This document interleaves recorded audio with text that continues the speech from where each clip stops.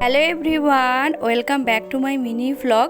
তো আমরা দীঘায় পৌঁছে গিয়ে ফ্রেশ হয়ে এখন চলে এসেছি দুজনে সমুদ্রের ধারে একটু ঘোরার জন্য।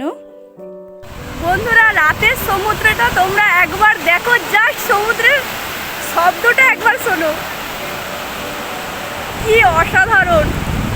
সন্ধে হয়ে গেছে বলে তেমন বোঝা যাচ্ছে না, কিন্তু খুব খুব সুন্দর। তোমাদের সঙ্গে কাল সকালে আবার শেয়ার করব। রাত হয়ে গিয়েছে বলে এখানে তেমন সমুদ্রটা বোঝা যাচ্ছে না। তো আমরা দুজন অনেকটা সময় ধরে সমুদ্রের পাড়ে বসে বসে সময় কাটিয়ে নেওয়ার পর যেহেতু অনেকটা রাস্তায় এসেছি তাই টায়ার্ড হয়ে গিয়েছিলাম বলে রাতে ডিনার সারার জন্য এখন চলে এসেছি।